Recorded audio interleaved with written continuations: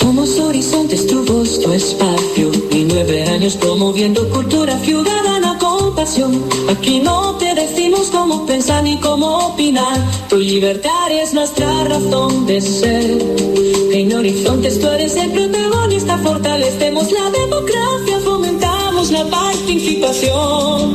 Porque Costa Rica es de todos y juntos hacemos la diferencia. Somos Horizontes, tu voz, tu espacio. ¡Horizontes! Así es, así es, así es la carne de res. La carne de res es un alimento completo, versátil, rico en proteína, vitaminas y minerales. Además, el sector ganadero costarricense protege más de 300.000 hectáreas de bosque y es motor económico para el país. La carne de res es buena. Así es, así es, así es la carne de res de Costa Rica. Un mensaje de Corporación Ganadera Corfoga. Evita preocuparte por tu salud y la de tus seres queridos. Emergencias Médicas te brinda telemedicina, médico a domicilio, atención de emergencias, traslados a citas y mucho más. Conoce nuestros servicios en emergenciasmedicas.com. Afíliate al 2290-4444. Emergencias Médicas, un médico a tu lado. WhatsApp, programa Horizontes, 83 41 41 42. Envíenos sus comentarios, noticias, audios y videos al WhatsApp, programa Horizontes, 83 41 41 42.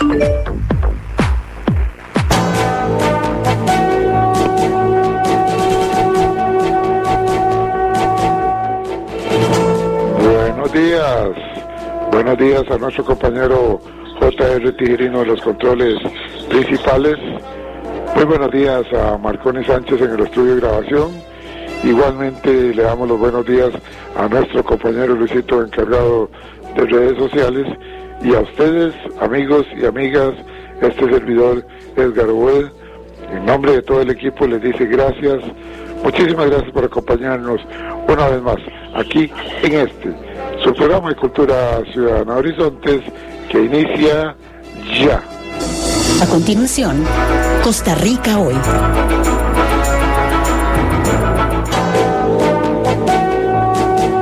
Gracias amigas, gracias amigos por acompañarnos en esta hora de democracia radial, como es Horizontes, su programa de Cultura Ciudadana. Un programa que nació hace...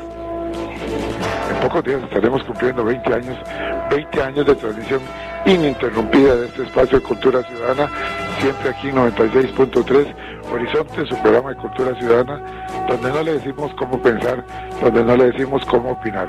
Promovemos la participación ciudadana y punto. Solamente aquí la situación es que usted piense, que medite, que analice sobre los diferentes temas que vamos presentando, y luego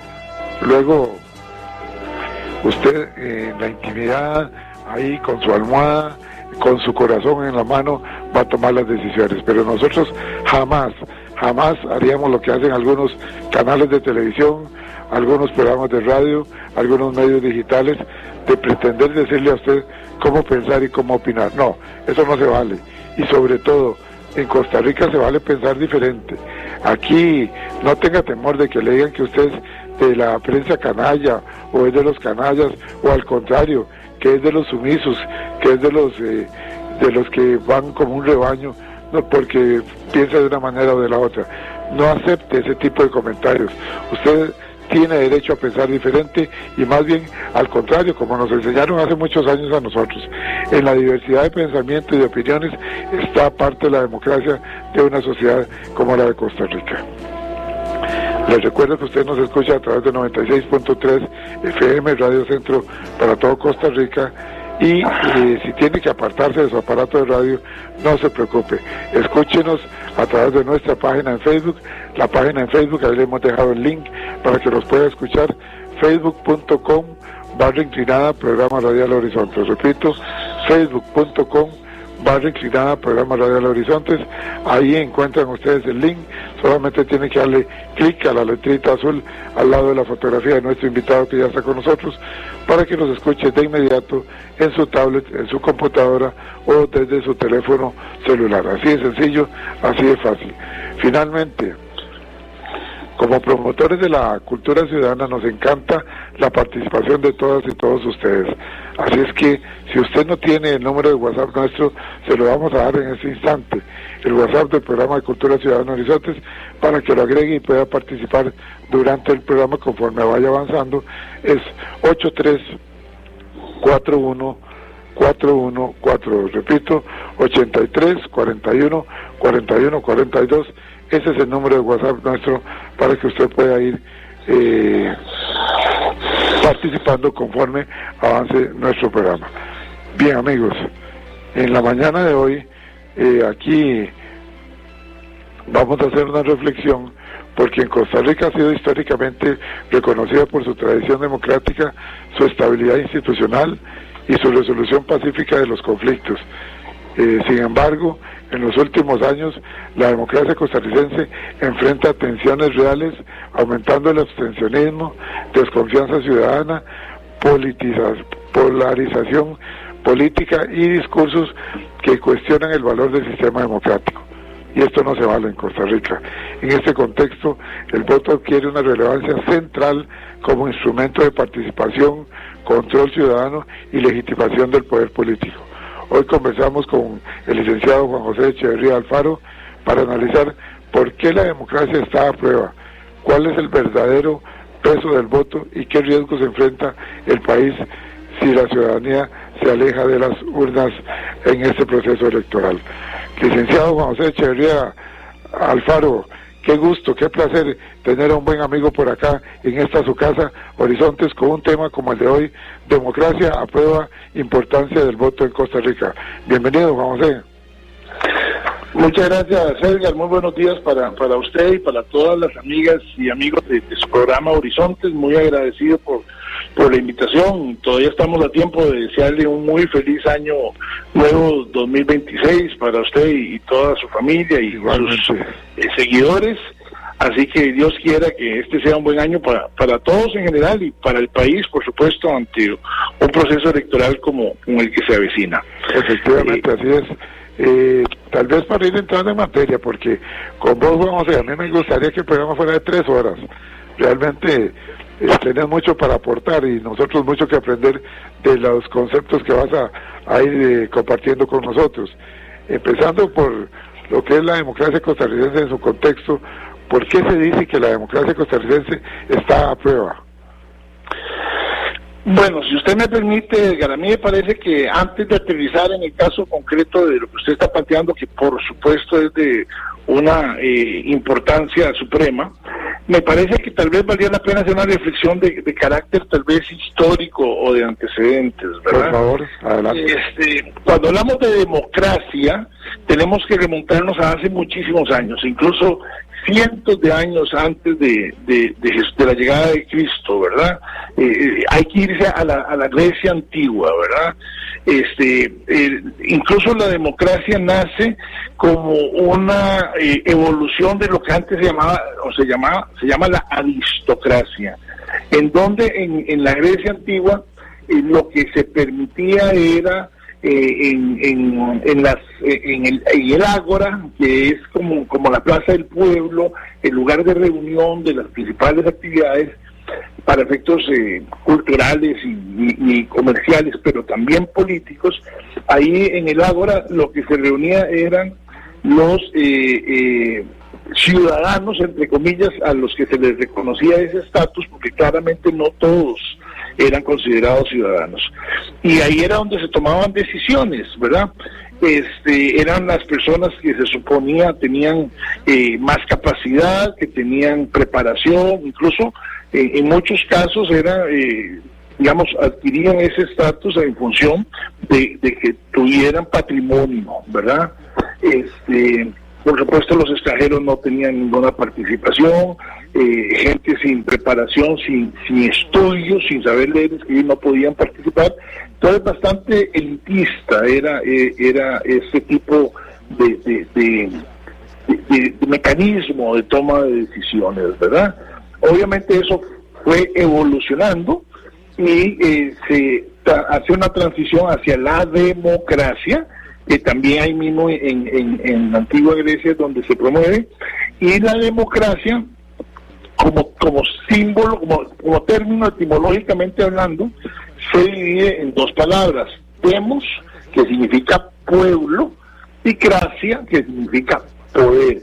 Por eso es que popularmente se dice que la democracia es el poder del pueblo, ¿verdad? No sé si fue Lincoln que decía el poder del pueblo, para el pueblo y por el pueblo. Entonces, ahí tenemos los inicios, ¿verdad? En épocas muy remotas, hace 2500, 2800 años, ¿verdad? Es interesante saber cómo ha evolucionado en Costa Rica.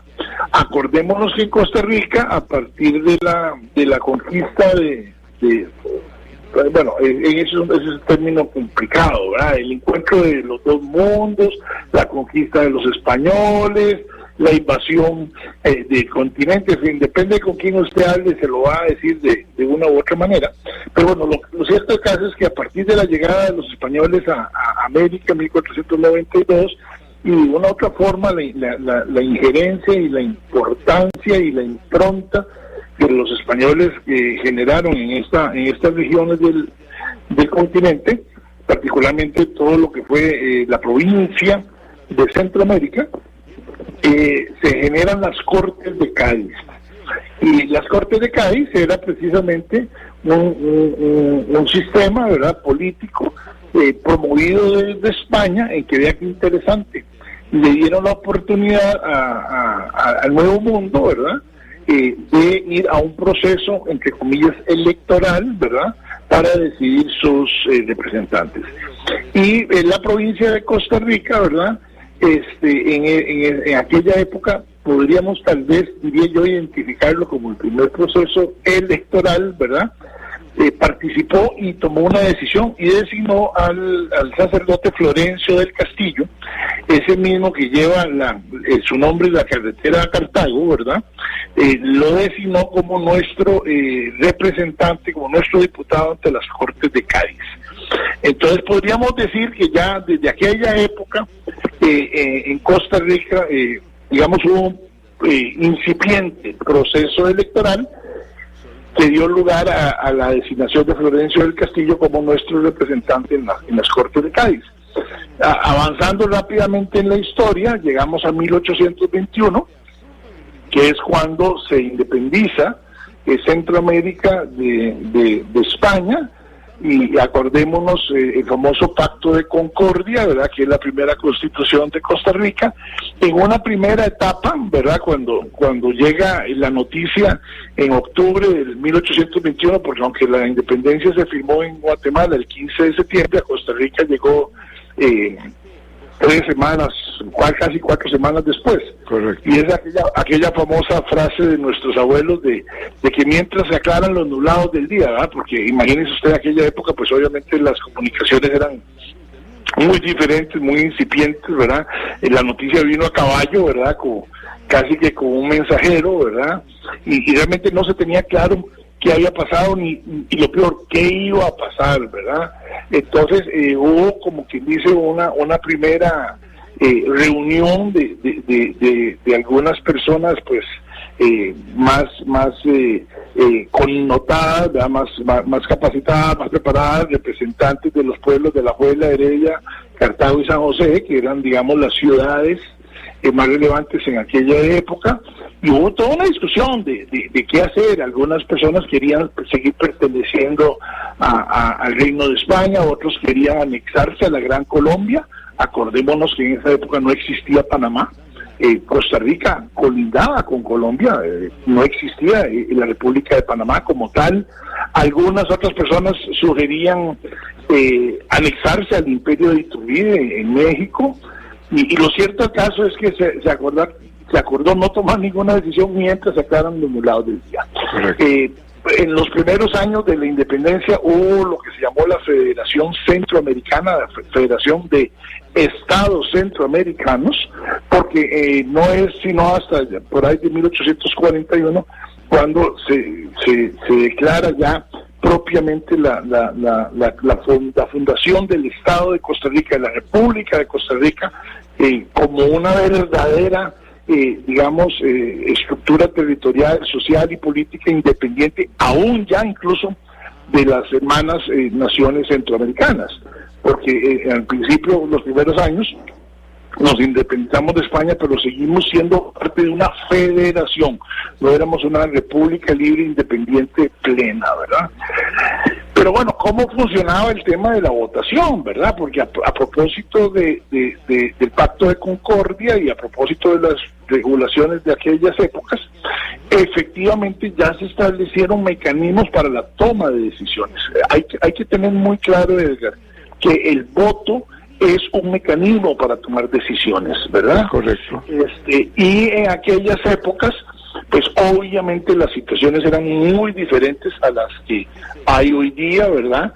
Si bien se establece una ciudadanía un poco más amplia de lo que tradicionalmente existía, pues incluso se incorporó a indígenas y a personas de color como parte de la ciudadanía.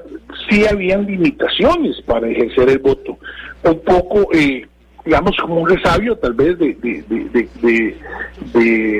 ideas o propuestas de muchos años atrás, y por ejemplo solo podían votar personas que tenían patrimonio, por ejemplo personas que tenían estudios, y además no era un voto directo como se entiende hoy, sino que eran votos que se hacían en una circunscripción territorial, ¿verdad? En donde, digamos, primero se votaba, para ponerlo en términos actuales, como que dice, en el cantón, para elegir representantes del cantón, luego subía a la provincia para elegir representantes de la provincia, y luego se iba a una elección nacional, ¿verdad? Y ahí se elegían ya los representantes del país, pero entonces era un voto indirecto, era un voto por representación, ¿verdad?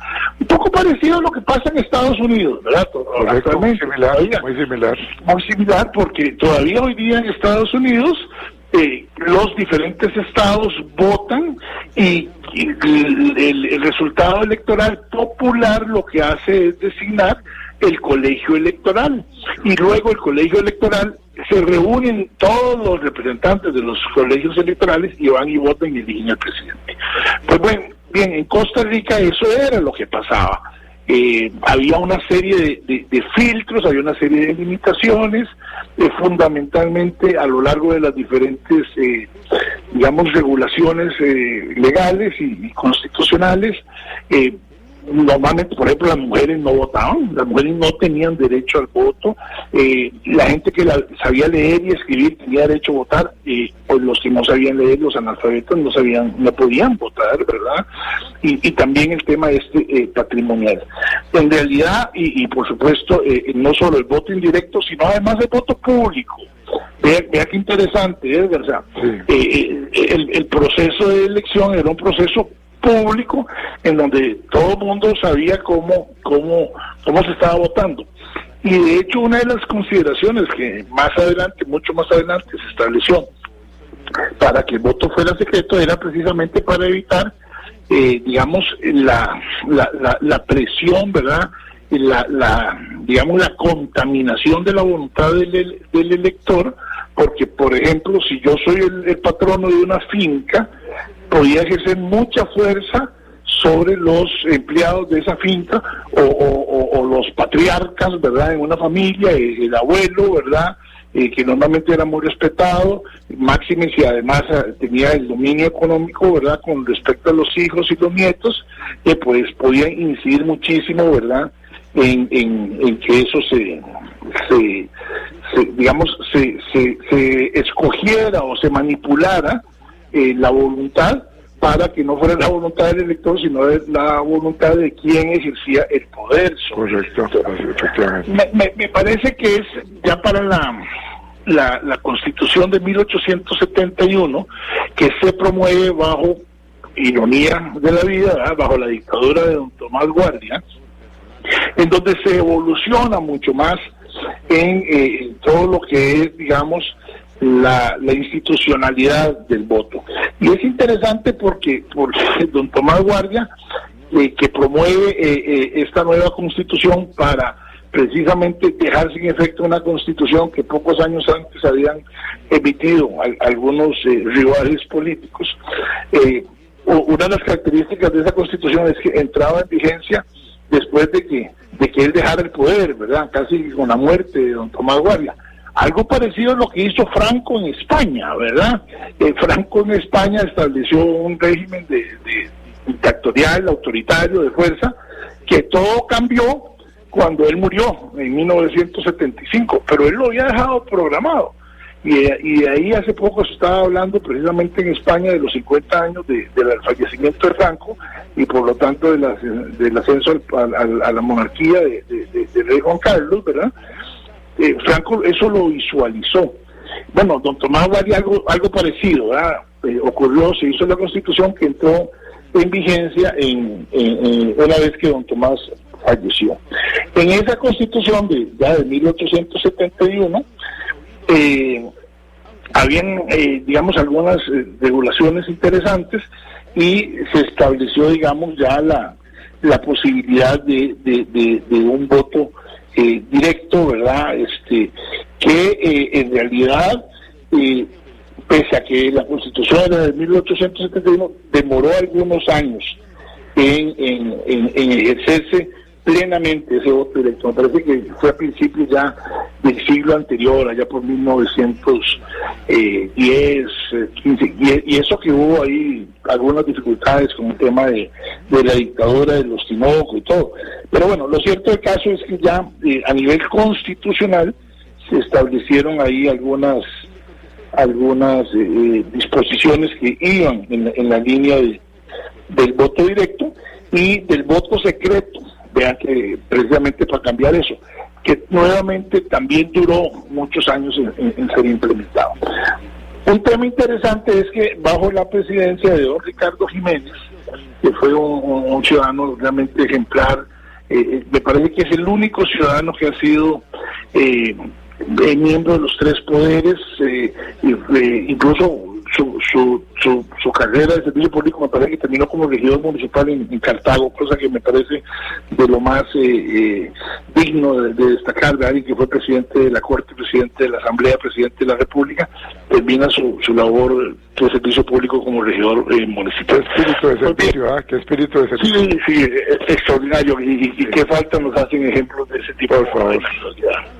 Pues resulta ser que con don Ricardo se crea algo que podríamos llamar que es un antecedente del Tribunal Supremo de Elecciones, que fue el colegio electoral, me parece, o consejo electoral, una cosa así.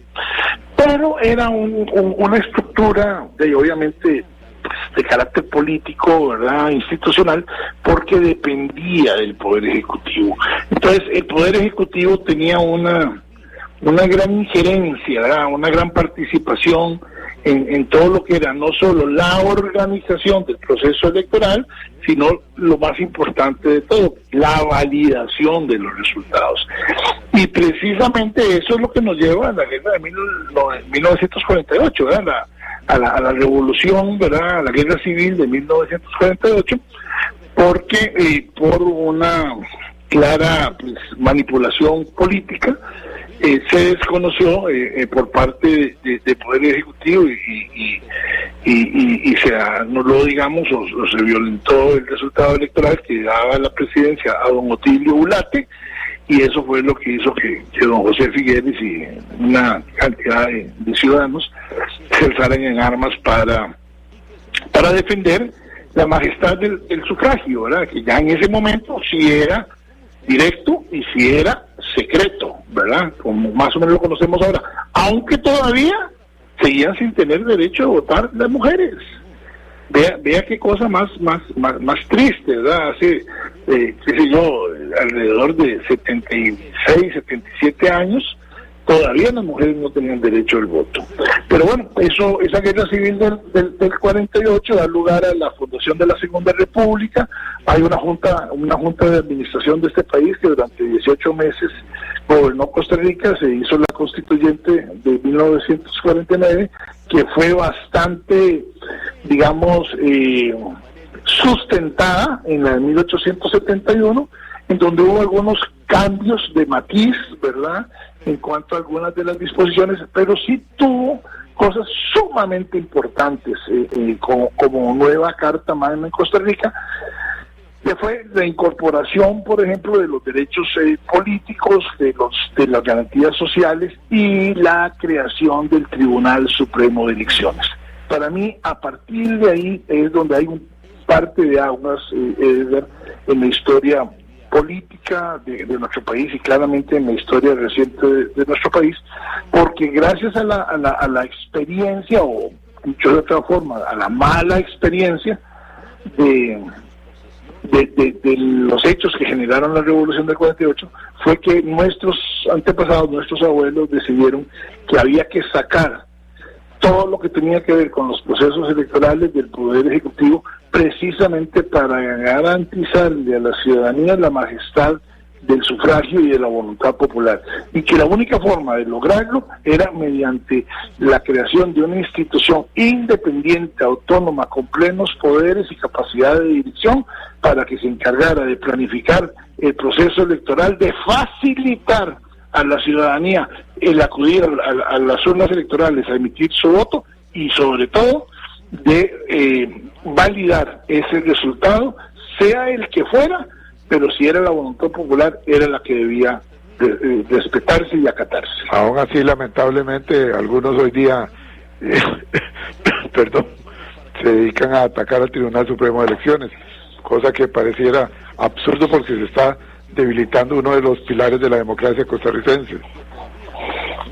Así es parte de lo que podemos hablar ahora, que usted me dijo que quería hacer un corte más o menos a estas horas, parte de lo que podemos hablar en la segunda parte, valga la redundancia de la entrevista, porque claramente a propósito de las situaciones políticas que se han venido dando en los últimos decenios, pues hay mucha gente que por cálculo propiamente electoral o político, pues pone en tela de duda muchas de las instituciones de nuestro país, y claramente me parece que es un grave error y por supuesto un gran peligro. Efectivamente. Vamos a ir un segundo a la cabina central donde el compañero J.R. Tijerino nos espera, y retornamos en breve acá en Horizontes, hoy con la participación de una persona excelente, analista político, una persona que domina muchísimo el campo de la historia y que es un investigador siempre de estos temas, como es el licenciado Juan José Echeverría Alfaro. Ya retornamos. Y a esta hora, actuamos o hablamos con Carlos Monge. Don Simón, que en paz descanse, era un hombre muy trabajador, cuidador de su familia, y a quien le guardo eterno agradecimiento porque me extendió la mano en mis momentos de grandes necesidades en edad colegial. Don Simón producía capas de gran calidad reconocida por motociclistas, caballistas y todo aquel de trabajo duro a la intemperie. Pero año a año enfrentaba algo difícil de superar, y es que el fuerte de la venta de capas es en invierno, no en verano. Si usted tiene una actividad económica propia, comprenderá muy bien lo que digo. Eran meses y meses de no percibir ingresos adecuados. Pero aún así, todos los meses del año, usted veía la fábrica de capas trabajando, y con ello a sus empleados ganándose el sustento como si nada. ¿Cómo lo lograba? Sencillamente no se engañaba con los ingresos fuertes de temporada y sabía que tenían que cubrir 12 meses de actividad más el aguinaldo. Si 7 meses eran los productivos, sumaba todo y dividía entre 12 o 13. De feria, no piense que en verano pasaba sufrido y encerrado. Al contrario, logró hacerse de una propiedad para llevar la familia a la playa. Así aprovechaban el tiempo de vacaciones y me consta porque llegué a cuidar su casa mientras ellos iban de paseo y no me faltaban los tamales en el refrigerador para que yo comiese. Es decir, cuando se es previsor, no se malgasta el dinero pensando que siempre habrá abundancia. Sigamos el ejemplo de don Simón. Si desea volver a escuchar este mensaje o compartirlo, encuéntrelo como Carlos Monge Consultoría en Spotify y Facebook. Carlos Monge te presentó Actuamos o Hablamos. Así es, así es, así es la carne de res. La carne de res es un alimento de primera calidad. Posee altas propiedades nutricionales gracias a sus niveles de hierro, vitaminas y minerales para una dieta equilibrada. Además, es una excelente fuente de proteína que ayuda al desarrollo de la masa muscular. La carne de res es nutritiva. Así es, así es, así es la carne de res de Costa Rica. Un mensaje de Corporación Ganadera Corfoga. WhatsApp, programa Horizontes, 83 41 41 42. Envíenos sus comentarios, noticias, audios y videos al WhatsApp, programa Horizontes, 83 41 41 42.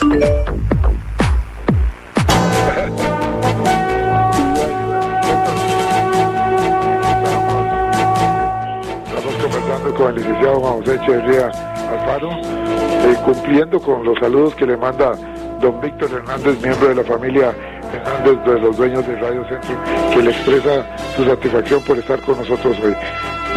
Juan José, entrando con la pregunta que inició ayer el programa, se la hago dos en una. ¿Por qué se dice que la democracia costarricense está a prueba y si esta democracia se encuentra en peligro?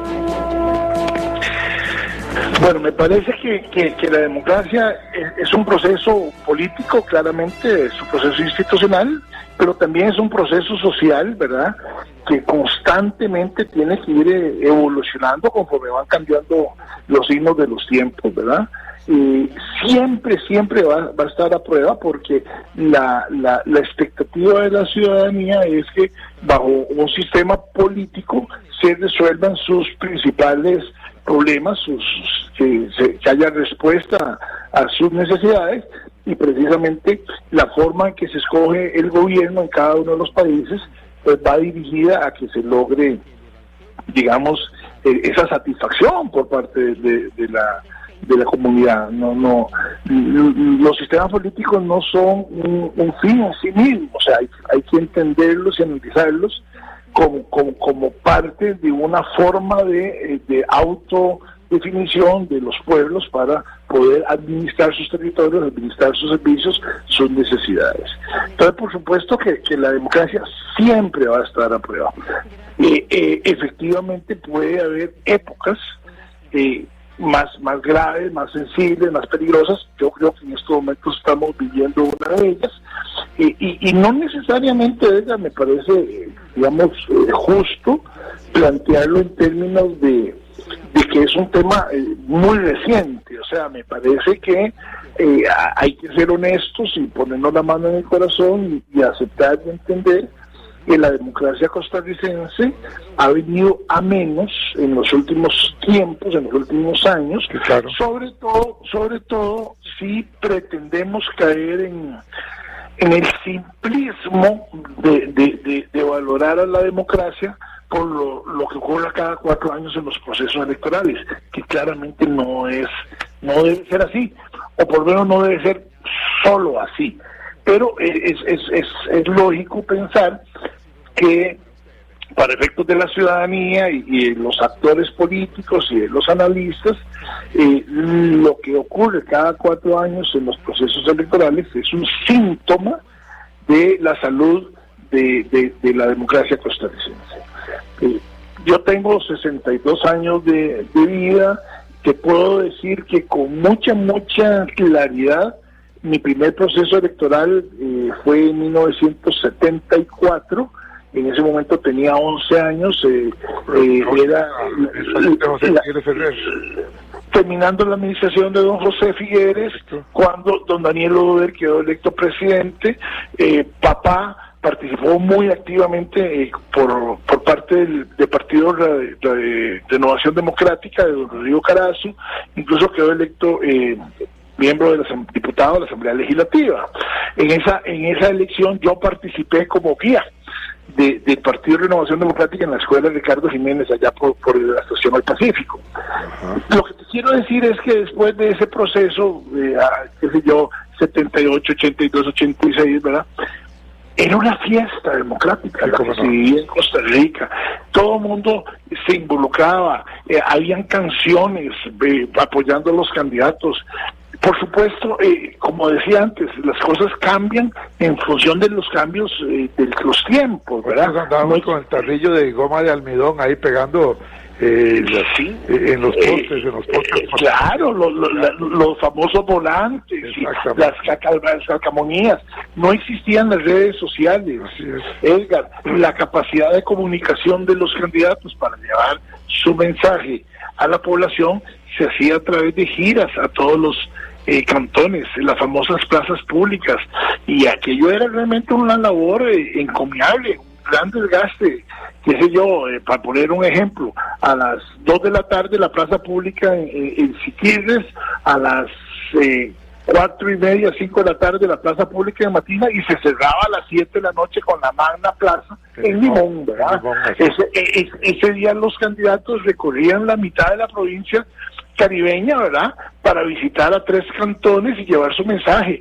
Y había toda una movilización, había, desfiles de carros, había música, la tarima en el centro de la ciudad, y aquello era realmente una fiesta, las banderas en las casas, ¿verdad?, las camisetas, en fin.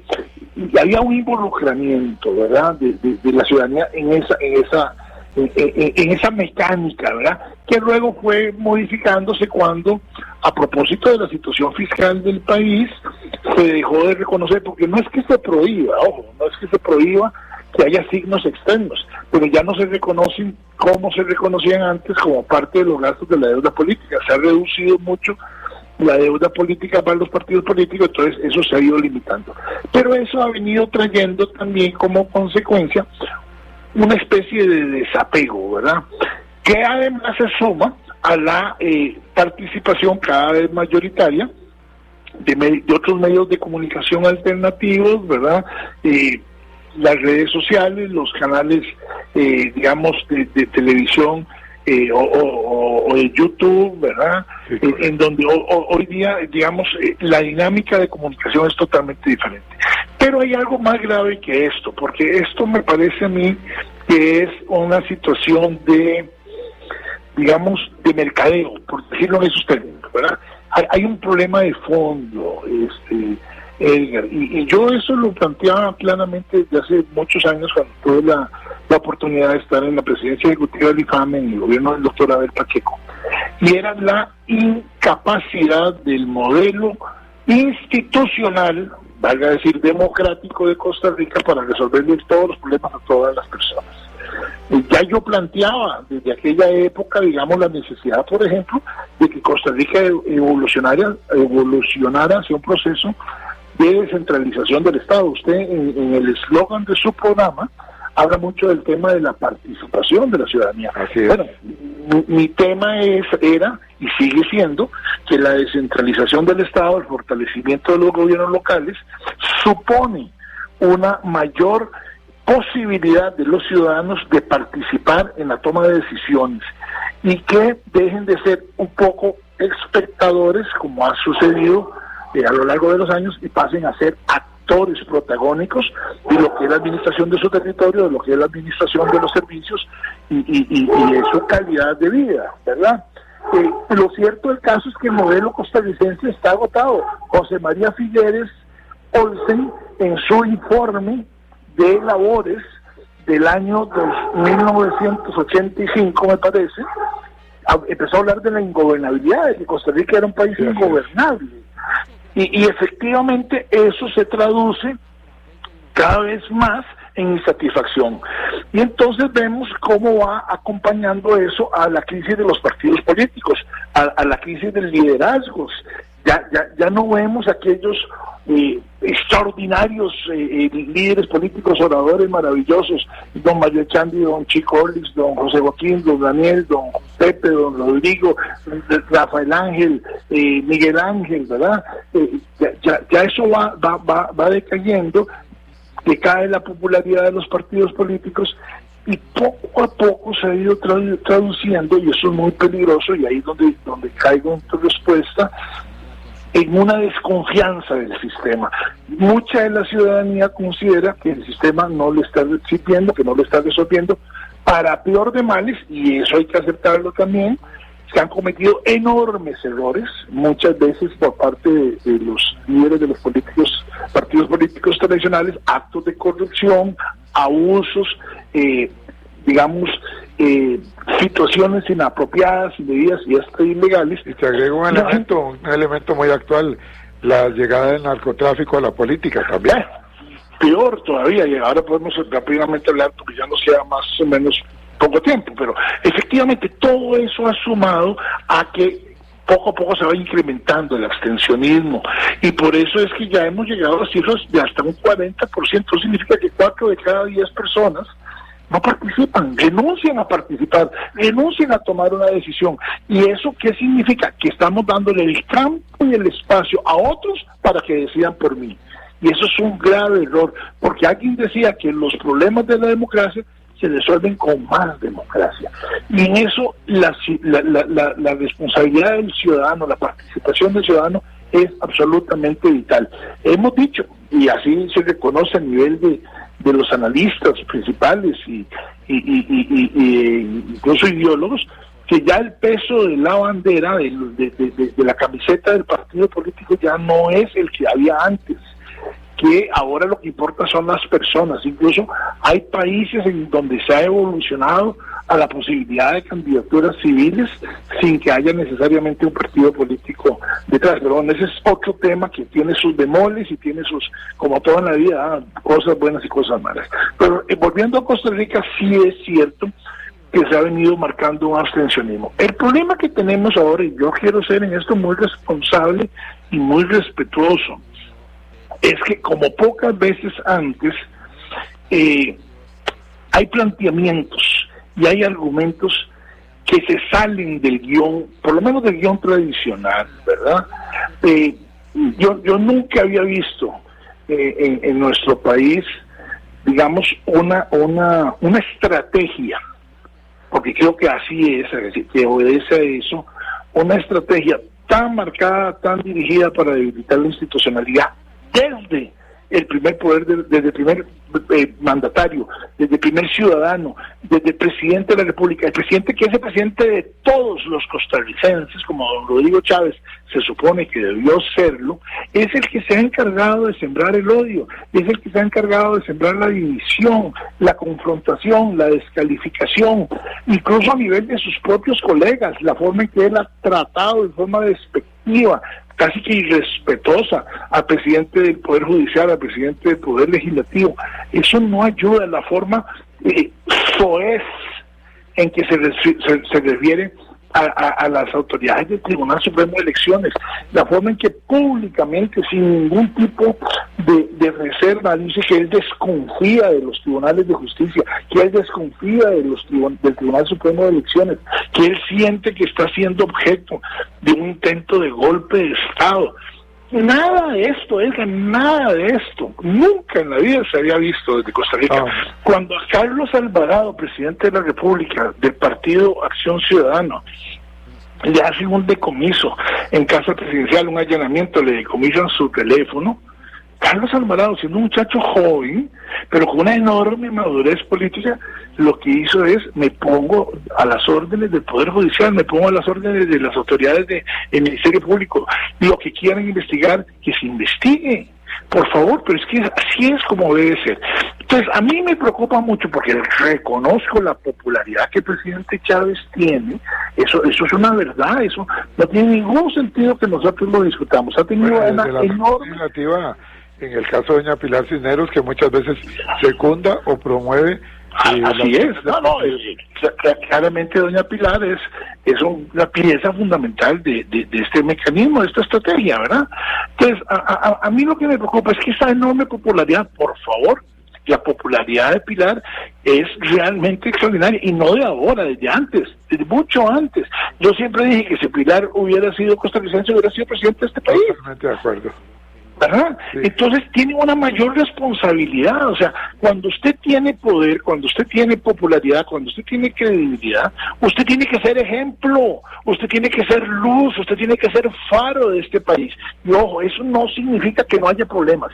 Muchas de las cosas que Rodrigo Chávez plantea, tiene razón. Efectivamente había problemas y había dificultades y hay necesidad de resolverlas. Lo que yo le resiento es que no haya usado su poder, su credibilidad, su liderazgo, su popularidad para resolver, para convocar, para promover el diálogo, para promover los acuerdos, es más fácil. Para liderar. Se ha dedicado a repartir culpas, a patear a las contrapartes, llámese Contraloría General de la República, llámese Organismo de Investigación Judicial, llámese Ministerio Público. Es que no queda títere con cabeza, y ahí es donde está el enorme riesgo. Porque además no hay ningún empacho en pedir 40 diputados como el único mecanismo, según ellos, para resolver los problemas. Lo mismo que decía Hugo Chávez en Venezuela. Lo mismo. Correcto. Hay que hacer una constitución para resolver los problemas de este país y tener las armas para cambiar las cosas. No es cierto. No es cierto. Es en la Asamblea Legislativa, con participación de los diferentes partidos, con equilibrios, con pesos y contrapesos. Ese es nuestro sistema de administración, ese es nuestro sistema democrático, ese es nuestro sistema institucional tradicionalmente. Que hay que cambiar cosas, sí hay que cambiar cosas, que hay que modificar el sistema de elección de diputados, sí hay que cambiarlo, que hay que sacar a la sala constitucional de la Corte Suprema de Justicia, también hay que hacerlo, que probablemente hay que hacer reformas a la Contraloría General de la República, sí hay que hacerlo. Cuando yo estaba en el IFAM, uno se preguntaba y decía, ¿quién controla la Contraloría? Efectivamente hay muchas cosas que hacer, y efectivamente problemas de educación, de salud, de infraestructura, de seguridad venían desde hace mucho tiempo. En este gobierno se han incrementado, se han agravado, han violentado todos los límites, ¿verdad? Pero lo cierto del caso es que estamos en una coyuntura en donde el próximo 1 de febrero, y no lo digo yo, o sea, lo dice Laura Fernández, vamos a estar entre una propuesta del continuismo o una propuesta del cambio, una propuesta de la institucionalidad. O sea, ¿cómo es posible que Laura Fernández le diga a este país, yo le reconozco la transparencia, que si ella gana va a poner a Rodrigo Chávez de ministro de la presidencia? O sea, Rodrigo Chávez, el presidente que no tiene ministro de la presidencia porque no cree en el ministerio de la presidencia ni cree en la coordinación con la Asamblea Legislativa, es el que Laura Fernández pretende poner de ministro de la presidencia. ¿No sería eso un presidente en ejercicio de manera encubierta? Bueno, ya, pero por supuesto que sí, eso es lo que están planteando. Y lastimosamente doña Laura ha perdido toda la dignidad, porque ella misma es la que se está exponiendo y exhibiendo, ¿verdad? Entonces, yo sí creo que estamos en una elección absolutamente dramática y como pocas antes, definitoria, ¿verdad? Definitoria de qué es lo que queremos como país. ¿Queremos seguir en este ambiente de odio, de conflicto, de contradicción, de empantanados, o estamos empantanados, o queremos retornar a un proceso institucional de diálogo, de respeto? Que hay que cambiar cosas, sí, claro, hay que cambiar cosas. Mire, y hay 20 candidatos, Edgar, sí. Hay gente muy buena entre esos 20, hay gente extraordinaria. Ayer tuvimos un debate del Tribunal Supremo de Elecciones muy bueno.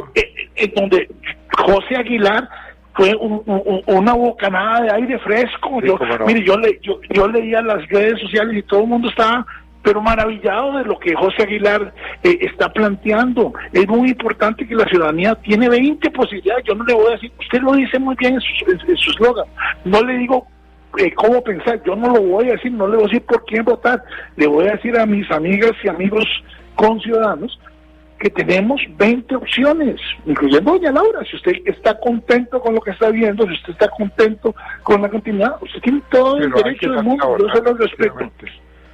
Pero definitivamente hay que salir a votar. Es nuestro derecho, es nuestra responsabilidad, es el ejercicio de la ciudadanía pura. Usted no llega a un barrio y deciden quién va a ser el encargado de los servicios públicos en el condominio. Usted no vota. No, usted va y vota. Entonces, ¿cómo no va a votar por lo más importante, que es quién va a administrar a nuestro país? Hagamos cada uno de nosotros un acto de conciencia interna, de responsabilidad interna. Veamos opciones, veamos propuestas, veamos trayectorias. Hay mucha gente joven. Cuando a uno le dice la gente, es que yo estoy aburrido de los políticos de siempre, hoy día tiene una gran cantidad de opciones que nunca han sido políticos de siempre, gente joven, gente nueva, gente como José, gente como Juan Carlos Hidalgo, ¿verdad? Fernando Zamora, no sé, o sea, me parece que hay gente valiosa. Claudia Dobles, por favor, Natalia Díaz, que siendo una mujer joven es una mujer de experiencia.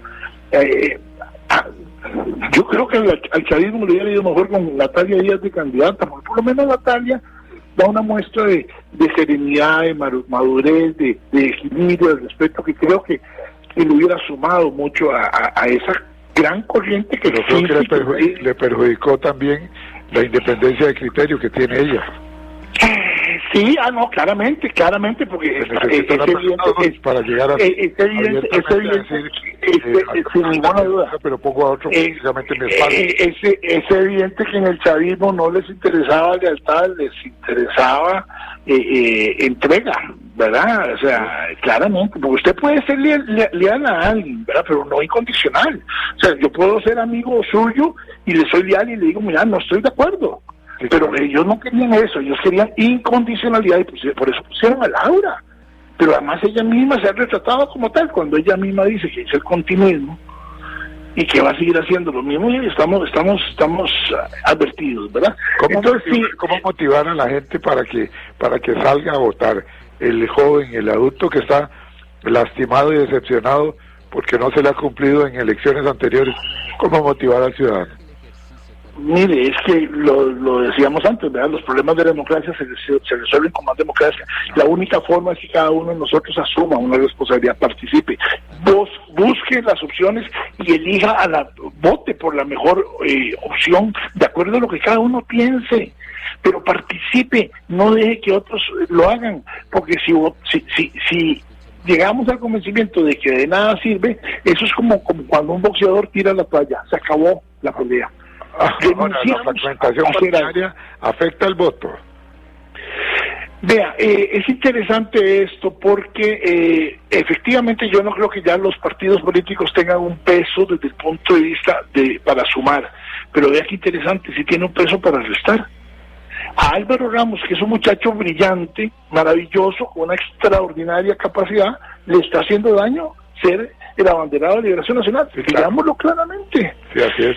Y a Juan Carlos Hidalgo probablemente del PUSC, y eso que el PUSC tiene 20 años de no ser gobierno, y yo no sé qué le siguen cobrando, y el último gobierno del PUSC es un gobierno absolutamente inmaculado, como el de don Abel Pacheco. No hay una sola crítica o denuncia por aspectos de corrupción o de ilegalidades en el gobierno. No, porque don Abel le sacaba la roja rapidito a la gente. Bueno, exacto, pero el PUSC lo siguen castigando, y vea qué ironía, Edgar. Aquí mucha gente habla del bipartidismo como que si fuera algo malo y como que si fuera algo, digamos, que dañó a este país.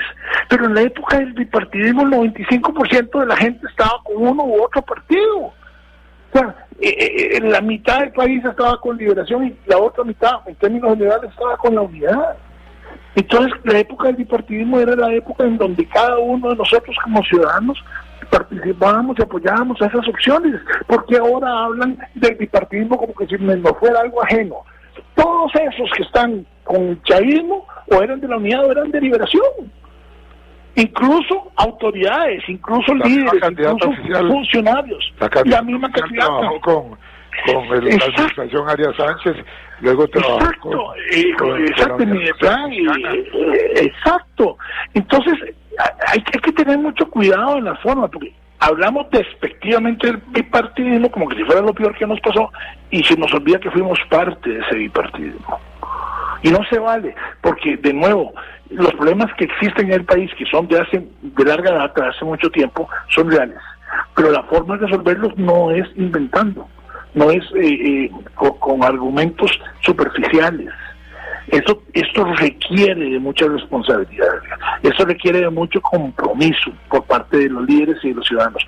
Pero el primer paso para lograr la solución de este país, la sanidad emocional de este país, es el respeto, es el diálogo, es el ejemplo, es ser constructivo, es entender que ningún partido, ninguna persona por sí sola tiene la capacidad, ni las propuestas, ni el liderazgo para resolver lo que este país necesita, y que se necesita de verdad de un gran acuerdo nacional, de un gran movimiento plural, con mucha tolerancia, con mucho respeto, en donde muchas personas y muchas corrientes y muchos movimientos participen, sumando esfuerzos, poniendo su capacidad, su experiencia al servicio de la patria. Y eso no lo vamos a lograr si usted lo que tiene liderando el proceso es a una persona que genera odio, que genera conflicto, que genera discriminación, que genera confrontación, descalificación, irrespeto, insulto. Eso no puede ser así. Si tiene una persona que constantemente está generando problemas, los problemas van a estar ahí. Ahora, nos queda 1 minuto y medio de programa. Yo te preguntaría lo siguiente: en una sociedad en la cual las redes sociales han transformado la comunicación, antes los troles eran mediante llamadas telefónicas, hoy día están las redes sociales plagadas de troles. Se llamaban baterías. Las baterías. Los troles antes se llamaban baterías. ¿Cuál es la opinión de los troles que hoy día tenemos bombardeando a la gente con fake news o noticias falsas? Mi recomendación es a cada uno de nosotros como ciudadanos que seamos desconfiados. La malicia indígena que decía Parmenio, ¿verdad?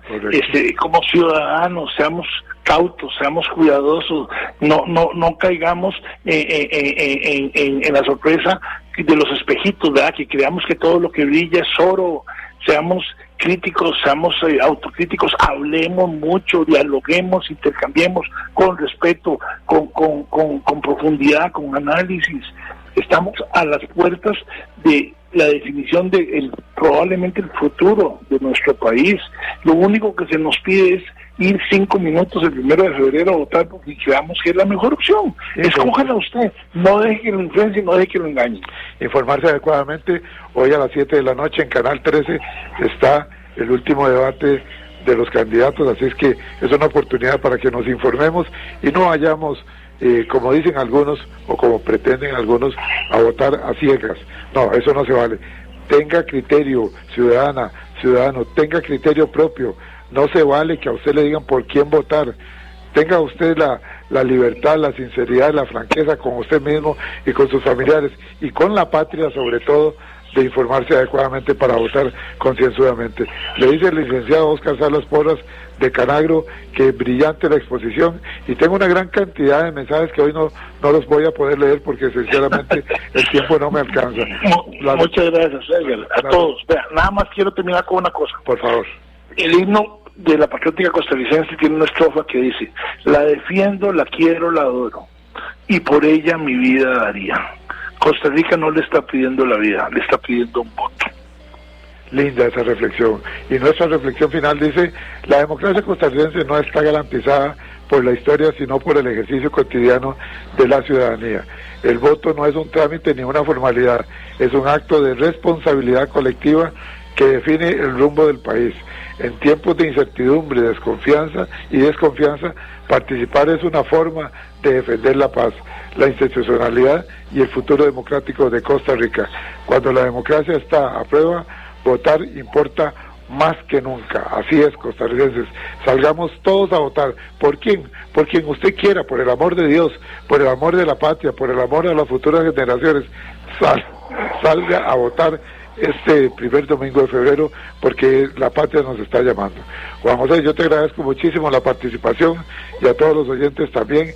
Este programa que ya me lo están pidiendo estará en unos 40 minutos, 30 minutos, estará en nuestro canal de YouTube, Programa Radial Horizontes, en Spotify, en el formato podcast, Programa Radial Horizontes, y desde luego también estará en nuestra página de Facebook, para las personas que quieren seguir nuestra página, facebook.com/inclinada, Programa Radial Horizontes. Muchísimas gracias a todos, gracias de nuevo, un gran abrazo, Juan José, agradecido con vos, y esta sigue siendo tu casa. Gracias, Juan José. Un abrazo a vos y a todos tus seguidores. Gracias. Hoy ha estado con nosotros el licenciado Juan José Echeverría Alfaro, analista política, con el tema democracia, aprueba, importancia del voto en Costa Rica. Buenos días, hasta mañana. Así es la carne de res. Puedes elegir entre más de 34 cortes diferentes y prepararlos como más te gustan. Al horno, a la plancha, a la parrilla, en salsa, en picadillo, en sopas. La verdad es que hay cientos de formas de hacer una rica receta con carne y sorprender a todos en casa. La carne de res es versátil. Así es la carne de res de Costa Rica. Un mensaje de Corporación Ganadera Corfoga. Evita preocuparte por tu salud y la de tus seres queridos. Emergencias Médicas te brinda telemedicina, médico a domicilio, atención de emergencias, traslados a citas y mucho más. Conoce nuestros servicios en emergenciasmedicas.com. Afíliate al 2290-4444. Emergencias Médicas, un médico a tu lado. Somos Horizontes, tu voz, tu espacio, y 9 años promoviendo cultura ciudadana con pasión. Aquí no te decimos cómo pensar ni cómo opinar, tu libertad es nuestra razón de ser. En Horizontes tú eres el protagonista, fortalecemos la democracia, fomentamos la participación, porque Costa Rica es de todos y juntos hacemos la diferencia. Somos Horizontes, tu voz, tu espacio. Horizonte.